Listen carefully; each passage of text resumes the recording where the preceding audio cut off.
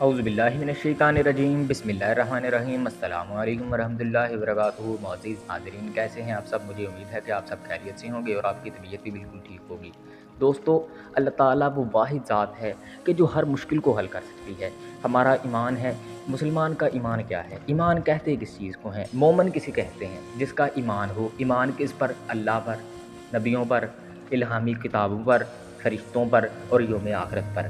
मैंने ये 5 चीज़ें आपको गिनवाई हैं। ये एक मुसलमान का ईमान है और साथ ख़त्म नबूवत पर, क्योंकि ख़त्म नबूवत हमारे दिल के अंदर बसती है।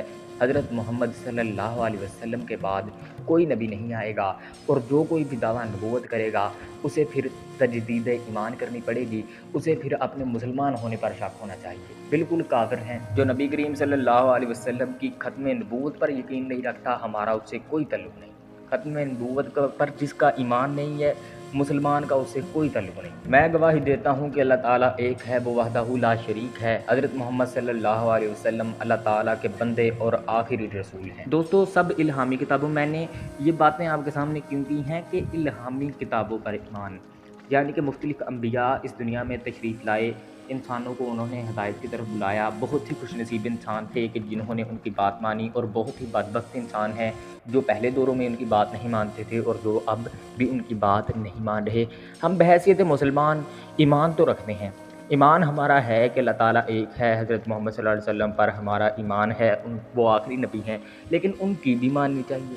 बिल यकीन हो जाना चाहिए, पूरा पुख्ता ईमान होना चाहिए कि अगर मेरे अल्लाह ने मुझे नमाज का हुक्म दिया तो मैंने नमाज नहीं छोड़नी। अगर मेरे नबी करीम सल्लल्लाहु अलैहि वसल्लम ने मुझे दूध में पानी मिलाने से रोका है, मुझे मिलावटें करने से रोका है, मुझे जो है पेट्रोल कम डालने से रोका है, तो मैं फिर क्यों ना बाज़ आऊँ, क्योंकि मेरे नबी का हुक्म है।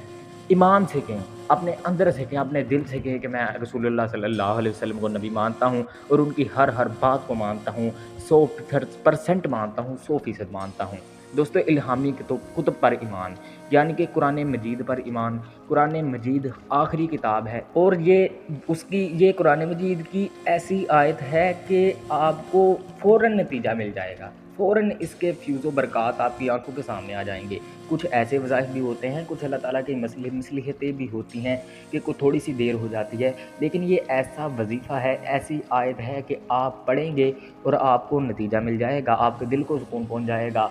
अगले ही लम्हे इंशाअल्लाह खुशखबरी आपकी समातों से टकराएंगी, खुशखबरी आपके कानों में पड़ेगी इंशाअल्लाह अज़्ज़ वजल।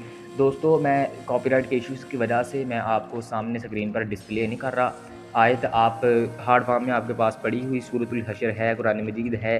तर्जुमे के साथ अगर पढ़ना चाहें तो बहुत ही ज़्यादा बेस्ट रहेगा, बेहतरीन रहेगा। तर्जुमे के साथ पढ़िएगा।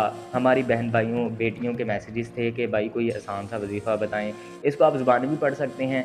तो मेरे भाई, अगर आपको ज़ुबानी याद नहीं होता, कई हमारे हैं ब्रेन कमज़ोर होते हैं, आप ऊपर से देख कर भी पढ़ सकते हैं इंशाअल्लाह अज़्ज़ वजल। बहुत ही कारआमद और शानदार वजीफ़ा है। और एक बात आपने ज़हन में रखनी है कि मायूस बिल्कुल नहीं होना। सब्सक्राइब और लाइक कीजिएगा।